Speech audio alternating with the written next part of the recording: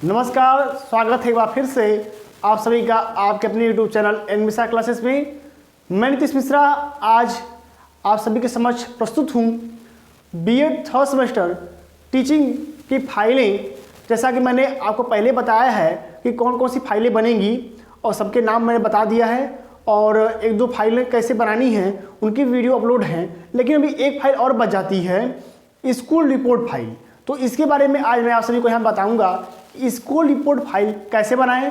उससे पहले आप चैनल पर नए हैं तो चैनल को सब्सक्राइब कर लीजिए तथा बीएड थर्ड सेमेस्टर के छात्र हैं तो प्लेलिस्ट जा करके आप हिस्ट्री टीचिंग और हिंदी टीचिंग की वीडियो देख सकते हैं और अपने अन्य साथियों को शेयर कर दीजिए जिससे कि उनको भी इसका लाभ मिल सके। तो चलिए बिना देर के भी आते हैं आज के अपने मुख्य शिक्षण बिंदु स्कूल रिपोर्ट फाइल, यानी how to make perfect school report file. इसी पे हम जब बात करेंगे तो सबसे पहले बात करें देखिए जिस विद्यालय में आपने टीचिंग की है, ध्यान दीजिएगा, टीचिंग की है या टीचिंग नहीं की है। नहीं की है तो भी बनानी है और टीचिंग की है तो भी बनानी है, ठीक है। क्योंकि एग्जामिनर को नहीं पता कि आपने टीचिंग किया है इंटर कॉलेज में आकर के कि नहीं किया है, उसको ये नहीं पता है, उसको तो फाइल देखनी है, ठीक है। तो आपके विद्यालय से आपको जल्द ही सूचना मिल जाएगी या कुछ लोग को मिल भी गई होगी कि कैसे स्कूल रिपोर्ट की फाइल बनानी है। अगर आपको नहीं पता है क्योंकि आप दूर दराज बैठे हुए हैं तो जो मैं तरीका आपको बता रहा हूँ उसको कोई काट नहीं सकता है, ठीक है। और ये जो मैं आपको बताने जा रहा हूँ ये मैं खुद जब मैं बीएड कर रहा था तब मैंने सिर्फ 2 घंटे के अंतर्गत पूरी फाइल बना ली थी सोच के कि कैसे कैसे बनानी है। और जब एग्जामिनर देखा तो तारीफ भी किया कि हाँ अच्छा बनाए हैं आप। तो उसी तरह मैं भी चाहता हूँ कि मेरे जो भी अनुभव हैं, कला कौशल हैं, और मैं आप सभी को प्रदान करूं जिससे कि आप एक बेहतरीन शिक्षक बन सकें और हमारा नाम अपना नाम उज्जवल कर सकें। तो चलिए देखिए सबसे पहले क्या करेंगे हम, जिस विद्यालय में आपने टीचिंग किया है, जिस भी इंटर कॉलेज में आपने टीचिंग किया हुआ है, सबसे पहले जो आप फाइल बनाएंगे, अगर आपके कॉलेज से आपको फाइल मिल रही है स्कूल रिपोर्ट बनाने के लिए तो ठीक, वैसे 99% कॉलेजों में फाइल नहीं मिलती है स्कूल रिपोर्ट फाइल बनाने के लिए, ठीक है। विद्यालय रिपोर्ट फाइल बनाने के लिए आपको फाइल नहीं मिलेगी। आपको खुद से A4 साइज वाला जो पेपर होता है जो दोनों तरफ वाइट होता है सफ़ेद रंग का, या तो आप उसको ले लीजिए या तो एक तरफ जो लाइनिंग होता है और एक तरफ सफ़ेद होता है वो वाला पेज ले लीजिए, ठीक। उस पर आप बना सकते हैं। वैसे मेरे हिसाब से एक तरफ लाइनिंग और एक तरफ जो सफ़ेद होता है वो वाला पेज आप ले लेंगे, 1 रुपये में शायद एक मिलता है, वो वाला पेज ले लेंगे आप, आपके लिए वह फ़ायदेमंद होगा। क्यों फ़ायदेमंद होगा अभी आपको मैं आगे बताऊंगा। तो सबसे पहले आप क्या करेंगे, विद्यालय रिपोर्ट फाइल का आप कवर पेज बनवाएंगे। जैसा कि मैं बता चुका हूँ पहले भी, बीएड फर्स्ट सेमेस्टर भी आपको बताया हूँ कि कवर पेज कैसे बनता है, ऐसे रहेगा, ठीक है। यहाँ पर आप अपने कॉलेज का नाम लिख देंगे और यहाँ पर लिखेंगे स्कूल रिपोर्ट फाइल, ठीक है, स्कूल रिपोर्ट फाइल यहाँ पर लिखेंगे। यहाँ पर नीचे लिखेंगे कॉलेज नेम, ध्यान दीजिएगा, कॉलेज नेम जो आप यहाँ पे लिखेंगे। अब यहाँ पे कॉलेज नेम में आपको अपने कॉलेज का नाम नहीं लिखना है, जिस कॉलेज में आपने टीचिंग किया है उसका यहाँ पे आपको नाम लिखना होगा, ठीक है। उसके बाद सबमिटेड टू और सबमिटेड बाई ये आप लिखेंगे, सबमिटेड टू में अपना नाम, सबमिटेड बाई में अपने HOD का नाम, ठीक। हालांकि आप फॉर्मेट जानते होंगे, आपको बताने की आवश्यकता है नहीं ज़्यादा। तो हम यहाँ बात करेंगे कि कैसे हम स्कूल रिपोर्ट फाइल को बनाएं। तो सबसे पहले देखिए क्या होगी, पहली हेडिंग आप इसमें डालेंगे। अब इसमें ये तो होगा कवर पेज। कवर पेज के बाद जब पहला पेज हम देखेंगे तो सबसे पहली हेडिंग वहाँ पे होगी क्या, सबसे पहली हेडिंग होगी विद्यालय का नाम।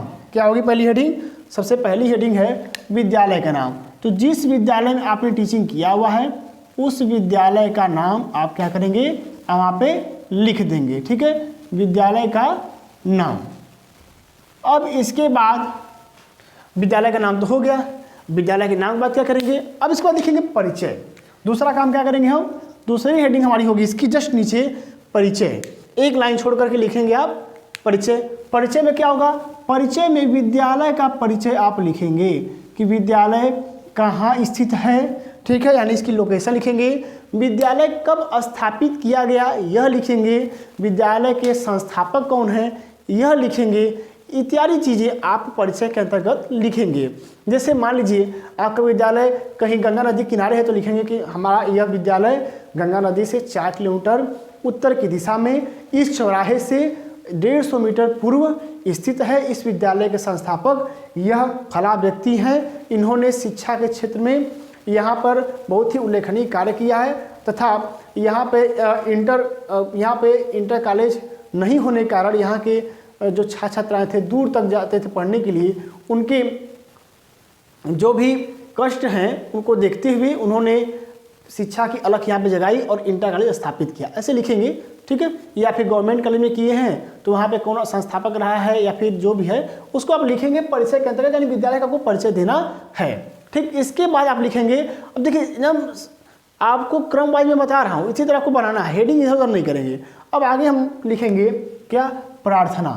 प्रार्थना मतलब उस विद्यालय जिसमें आपने टीचिंग किया है वहाँ पे जो शुरुआत होती है क्लास की वह कैसे होती है, वह प्रार्थना से होती है। ठीक है, प्रार्थना, और प्रार्थना जो आप लिख देंगे जैसे हे हंसवाहिनी ज्ञानदायिनी अम्ब विमलमति दे, यह होता है, या फिर या कुंदे तुषार हार धौला, या फिर वह शक्ति हमें दो, जो भी है वो आप यहाँ पे इसकी हेडिंग के अंतर्गत लिखेंगे।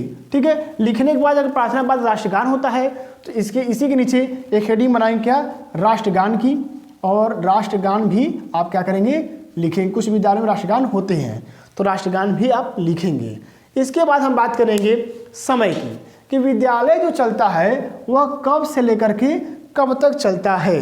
ठीक, आप लिखेंगे कि यह कॉलेज इस समय से लेकर के इस समय तक पठन पाठन की प्रक्रिया चलती रहती है, और बीच में मध्यावकाश जब भी वहाँ पे लंच होता है, ठीक है, उस लंच का समय देंगे। जैसे कि लिख देंगे कि प्रथम यह विद्यालय 2 पालियों में चलता है। ठीक, या यह कॉलेज 2 पालियों में चलता है।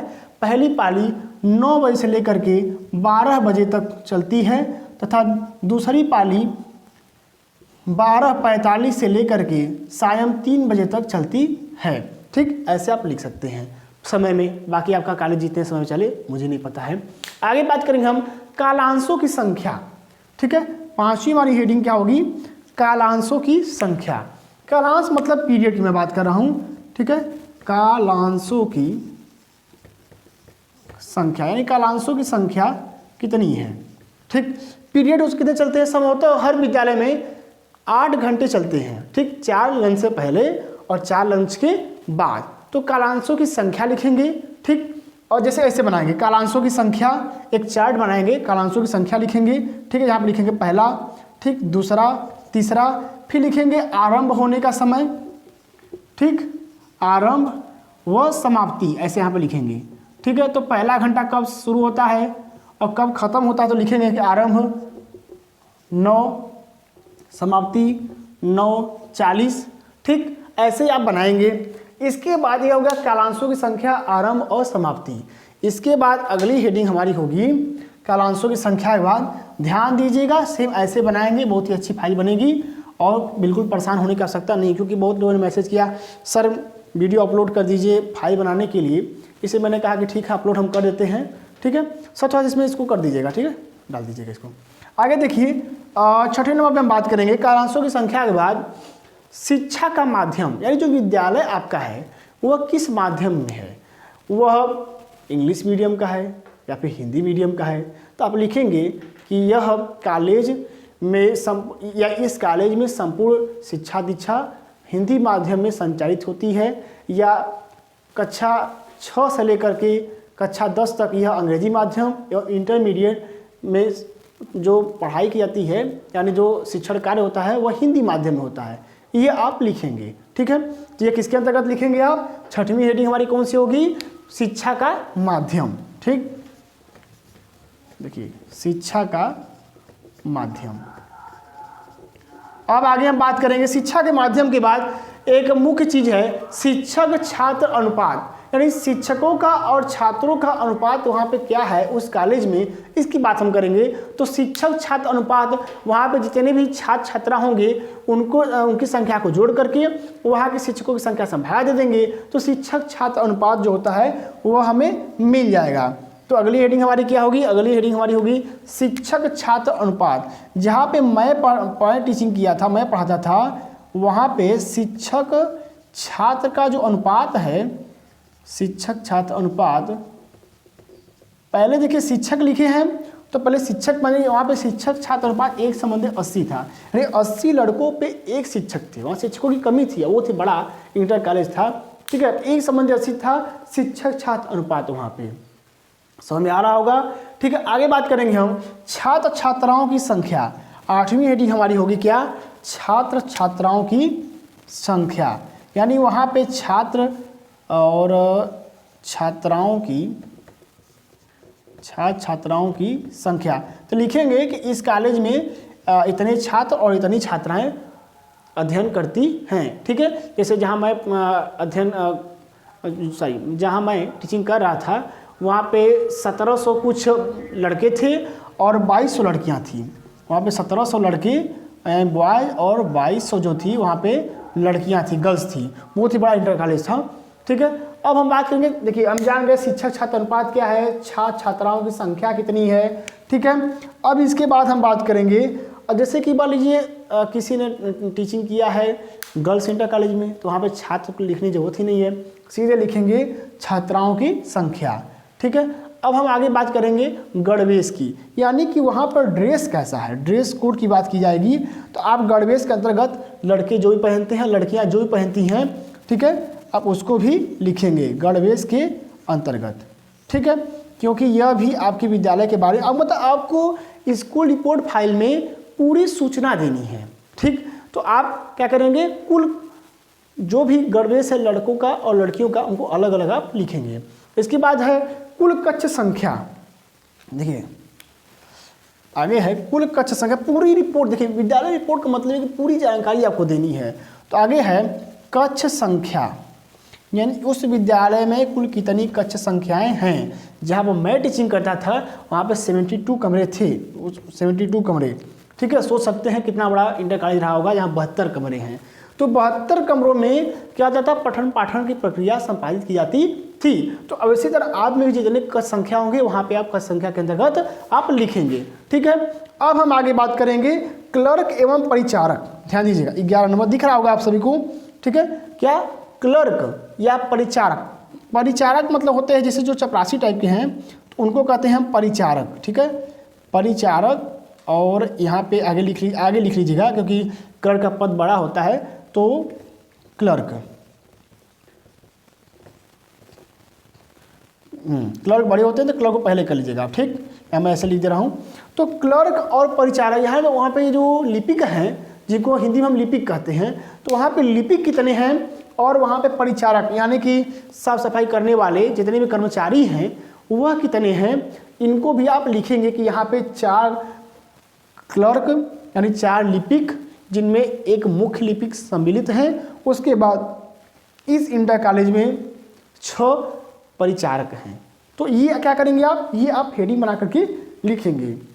अभी तो ये 11वीं हेडिंग है, अभी तो मैं आपको 22 हेडिंग बताऊंगा। ठीक है, अभी ये हो गया 11 नंबर। अब हम आएंगे 12 नंबर पे। ठीक है, अगला हमारा है 12वां नंबर। 12वां नंबर क्या है, प्रयोगशाला। मतलब जिस विद्यालय में आप टीचिंग कर रहे थे वहाँ प्रयोगशाला थी या नहीं थी, और थी तो किस क्लास के लिए थी, ये सब आपको प्रयोगशाला के अंतर्गत लिखना होगा। तो हेडिंग बनाएंगे हम प्रयोगशाला।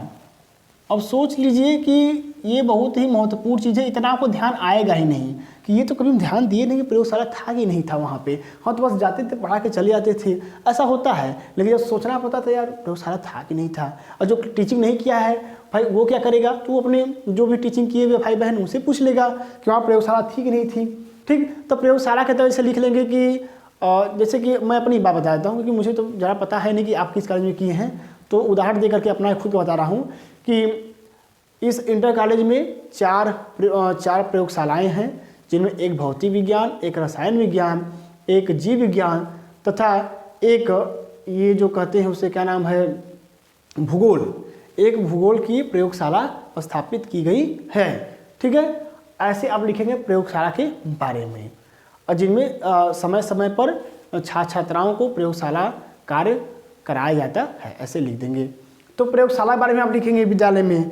अब आगे है, अच्छा एक बात और, जिस इंटर कॉलेज प्रयोगशाला नहीं होगी, अब आप पूछेंगे जिसमें प्रयोगशाला है या नहीं गुरुजी, उसमें हम क्या करेंगे। तो उसमें आपको कुछ नहीं करना है, उसमें आपको प्रयोगशाला के बारे में कुछ लिखना ही नहीं है। ठीक है, आपको यही ध्यान देना है कि उसमें प्रयोगशाला के बारे में लिखना ही है। प्रयोगशाला अगर हेडिंग बना दी है तो लीजिए कि यहाँ पे प्रयोगशाला नहीं उपलब्ध है। ठीक, अब हम बात करेंगे, ये तो 12 नंबर हो गया प्रयोगशाला। अब हम आगे बात करेंगे शिक्षण शुल्क। भैया सबसे बड़ी चीज़ यही होती है शिक्षण शुल्क, जहाँ फीस ज़्यादा है शिक्षण शुल्क। वैसे आज का समय ऐसा आ गया है कि अगर आप फीस कम कर देंगे, अच्छा पढ़ाएंगे भी, तो गार्जियन को लगता है कि कम फीस ले रहे हैं, अच्छा नहीं पढ़ाते होंगे। अब ज़माना ये आ गया, ऐसी सोच हो गई। मैं देखा हूँ कि अगर आप किसी स्कूल में आप पढ़ा रहे हैं तो आपको पेमेंट कम मिल रही है, आप पूरा जोर जा लगा पढ़ा रहे हैं, ठीक है, पूरा जोर लगा रहे हैं आप, तो उससे मतलब नहीं है। लेकिन अगर फीस कम है वहाँ पे, तो अभिभावक को यही लगता है कि पढ़ाई अच्छे से नहीं होती है। वहीं अगर फीस ज़्यादा हो जाए तो अभिभावक को लगता है हाँ पढ़ाई अच्छी होती है, और अभिभावक भी बच्चे को भेजते हैं पढ़ने के लिए। लेकिन अगर वहीं शुल्क कम है तो अभिभावक भी अपने बच्चे को पढ़ने के लिए नहीं भेजते हैं, वो भी उसे घर के काम लगाते हैं, क्योंकि उन्हें चिंता नहीं होती है, क्योंकि वहाँ फीस कम है। तो फीस का भी प्रभाव पड़ता है, शुल्क का भी प्रभाव पड़ता है शिक्षा के क्षेत्र में। ठीक, तो अब आगे बात करेंगे शिक्षण शुल्क। तो आपके विद्यालय में शिक्षण शुल्क कितना है उसको आप लिखिएगा। जैसे कि जहाँ पर, जैसे मैं बता रहा कि जहाँ मैं टीचिंग करता था वो कक्षा 1 से लेकर कक्षा 12 तक के लिए था, तो वहाँ पर मैंने यही लिखा कि यहाँ पे कक्षा 1 से लेकर कक्षा 8 के लिए उत्तर प्रदेश सरकार द्वारा निःशुल्क शिक्षा प्रदान की जाती है, तथा उसके बाद आगे लिखा गया कि कक्षा 9 कक्षा 10 के लिए जो शुल्क था उसको हमने लिखा, और कक्षा 11 कक्षा 12 के लिए जो शुल्क था उसको मैंने अलग करके लिखा। उसी तरह आप भी लिखेंगे क्या, शिक्षण शुल्क के बारे में, जहाँ भी वहाँ पे शिक्षण शुल्क जितना लगता हो आपके इंटर का। आगे है सशिक्षा। सशिक्षा का मतलब समझ रहे होंगे कि यहाँ लड़के और लड़कियाँ साथ साथ पढ़ते हैं कि नहीं पढ़ते हैं, इसको भी आप लिखेंगे सशिक्षा के अंतर्गत। ठीक, आगे है विषय वर्ग। विषय वर्ग का मतलब क्या है, विषय वर्ग मतलब ये है कि वहाँ पे कौन कौन सी स्ट्रीम है, जैसे आर्ट है, ठीक है, एक होता है ना कक्षा 12 में मानविकी वर्ग होता है, विज्ञान वर्ग होता है, जीव विज्ञान वर्ग होता है, ठीक है। तो ये सब जो वर्ग हैं, ये सभी वर्ग विषय वर्ग के अंतर्गत आते हैं। तो अब आप लिखेंगे कि इस इंटर कॉलेज में यह विषय वर्ग है, उपलब्ध है, ठीक है, तथा छात्र छात्राएँ इसमें प्रवेश लेते हैं। तो ये विषय वर्ग के अंतर्गत आप क्या करेंगे, लिखेंगे। आगे देखिए विद्यालय परिसर का वातावरण। सबसे महत्वपूर्ण चीज़ ये है कि विद्यालय परिसर का जो वातावरण है वह कैसा है, क्योंकि वातावरण आप जानते हैं कि महत्वपूर्ण भूमिका निभाता है विद्यालय परिसर का वातावरण। देखिए विद्यालय परिसर का वातावरण, क्योंकि आप जानते हैं कि वातावरण बहुत ही महत्वपूर्ण भूमिका निभाता है। अक्सर पहले जो आश्रम स्थापित किए जाते थे, गुरुकुल, वह जंगलों में 7 जगहों पे स्थापित किए जाते थे, जिससे कि क्या हो, दुविधा न हो, बालकों का ध्यान न भटके, शांतिपूर्ण जगह में पढ़ें। उस तरह विद्यालय परिसर का वातावरण महत्वपूर्ण स्थान रखता है। तो अगर विद्यालय परिसर का वातावरण शांतिपूर्ण स्थान पे है, 7 जगहों पर है, तो कोई समस्या नहीं है। ठीक, लेकिन आपको यहाँ पे ये मैं बता रहा हूँ, लिखना आपको यहाँ पे ये है कि विद्यालय परिसर का वातावरण है कैसा। अगर विद्यालय परिसर का वातावरण शांत जगह पे है तो आप लिखेंगे कि यह शहर के कोलाहल से दूर बहुत ही शांत जगह पे है, या फिर अगर वह सुरम में है, जैसे कि शहर में ही है लेकिन वहाँ पर हरे पेड़ पौधे, गार्डन, बगीचा है, अधिकतर विद्यालय में होता है सुंदरता बढ़ाने के लिए, तो ये सब आप लिखेंगे कि यहाँ पे बगीचे लगे हुए हैं या गमले में फूल लगे हुए हैं जो कि इसकी सुंदरता को और बढ़ा देते हैं, और वातावरण शहर में होने के बावजूद भी बहुत ही शांतिपूर्ण रहता है। ठीक है, ऐसे आप यहाँ पे लिखेंगे विद्यालय परिसर का वातावरण में। आगे है विद्यालय परिसर के वातावरण के बाद तकनीकी युक्त परिसर, यानी तकनीकी आपके विद्यालय में कितनी कारगर है, तकनीकी इसका प्रयोग कितना होता है, ठीक, इसके बारे में तकनीकी युक्त परिसर लिखेंगे। या फिर अगर ये नहीं लिखेंगे तो ये देंगे कि तकनीकी की उपलब्धता, तकनीकी की उपलब्धता, ये आप लिख सकते हैं। तो विद्यालय में कितना तकनीकी मतलब वाईफाई वहाँ पे है कि नहीं है, सीसीटीवी है कि नहीं है, जनरेटर है कि नहीं है, ये आपको वहाँ पे लिखना है। ठीक, इसके बाद लिखेंगे हम प्रसाधन कक्ष, मतलब कि वहाँ पे प्रसाधन का मतलब ये है कि वहाँ पे टॉयलेट है कि नहीं है। ठीक, प्रसाधन कक्ष, और हैं तो बालिकाओं के लिए कितने हैं और बालकों के लिए कितने हैं, यह आपको प्रसाधन कक्ष के अंतर्गत लिखना है। उसके बाद है, अच्छा ठीक है, चलिए दूना नहीं करते, कम कर देते हैं 21। और 19वां में क्या करेंगे हम, प्रसाधन कक्ष के बाद लिखेंगे खेल का मैदान। चूँकि हमने बताया कि शिक्षा सिर्फ आपके मानसिक विकास नहीं करती, आपके शारीरिक का भी विकास करती है। तो खेल का मैदान है कि नहीं वहाँ पे उपलब्ध, यह भी आप हेडिंग बना के लिखेंगे, और है तो कितनी इसकी लंबाई, कितनी चौड़ाई है, और किन किन खेलों के लिए मैदान है, ये आप खेल के मैदान के अंतर्गत आप हेडिंग बना करके लिखेंगे। इसके बाद आता है परीक्षा। ये सब चीज़ें हो गई, बच्चा पढ़ लिया, सारी सुविधा मिल गई, फीस भी उससे ले ली गई। अब हम बात करेंगे उससे परीक्षा की। तो परीक्षा अधिकतर विद्यालयों में जो मंथली टेस्ट होता है ये होता है, या फिर अर्धवार्षिक और एनुअल एग्जाम यानी कि वार्षिक परीक्षा होता है, यही होता है हाफ ईयरली और एनुअल एग्जाम। तो इसको आप लिख दीजिएगा कि यहाँ पे समय समय पर, जैसे कि मंथली होता है तो लिख दीजिएगा कि इस विद्यालय में, इस कॉलेज में हर 3 मार्च पे अगर होता है तो हर त्रैमासिक टेस्ट होता आयोजित किया जाता है, तथा अर्धवार्षिक परीक्षा के बाद वार्षिक परीक्षाएं आयोजित की जाती हैं, तथा कक्षा अगर इंटर कॉलेज है तो कक्षा 10 एवं कक्षा 12 की परीक्षाएं यूपी बोर्ड के नियमानुसार संपन्न कराई जाती हैं, ऐसे लिखेंगे। इसके बाद आगे सबसे लास्ट में हम बात करेंगे विद्यालय मूल्यांकन। देखिए सबसे बड़ी चीज़ यही है कि आपने देखिए एग्जामिनर पूछता भी है विद्यालय मूल्यांकन से कि आप टीचिंग किए यहाँ पे, तो आपको यहाँ पे क्या अच्छा नहीं लगा, ये पूछता है एग्जामिनर कि आप यहाँ पे कौन सा दोष पाते हैं। तो भाई किए रहेंगे तो जानेंगे, और जब किए नहीं रहेंगे तो कुछ बता देंगे, उधर बुराई कर देंगे या तो बता ही नहीं पाएंगे, तो आप ऐसे करके खड़े रहेंगे। ठीक, तो विद्यालय मूल्यांकन में आप क्या लिखेंगे, विद्यालय के दोष लिखेंगे और विद्यालय के गुण लिखेंगे। ठीक है, तो यहाँ पे लिखेंगे जो भी आपको वहाँ समझ आएगा, मुझे क्या पता, मैं क्या बता सकता हूँ यहाँ से, आपको जो भी विद्यालय के गुण समझ में आएंगे आप गुण के अंतर्गत लिखेंगे कि यह विद्यालय इतना अच्छा है, बच्चों को उत्प्रेरित करता है। और यहाँ पे हेडिंग और भी चाहे तो आप बीच में बना सकते थे छात्रवृत्ति की सुविधा, जो मैं कर रहा था 22 हेडिंग के लिए, तो आप एक हेडिंग और बना सकते हैं छात्रवृत्ति की सुविधा है कि नहीं उस विद्यालय में, इसको भी आप लिख सकते हैं। और विद्यालय के मूल्यांकन में इसे गुण लिखेंगे और गुण के बाद दोष लिखेंगे। और इस तरह से आपके कॉलेज रिपोर्ट की जो फाइल है, विद्यालय रिपोर्ट की फाइल है, स्कूल रिपोर्ट की फाइल है, यह बीएड थर्ड सेमेस्टर के लिए पूरी तरह से तैयार हो जाती है। कोई भी चीज़ें न समझ आए तो कमेंट करके पूछ लीजिएगा, मैं सदैव आपकी सेवा में तत्पर हूँ, आपकी मदद के लिए हमेशा तैयार हूँ। ठीक है, इसी के साथ मैं तेज मिश्रा आप सभी से विदा लेता हूँ। धन्यवाद, जय हिंद।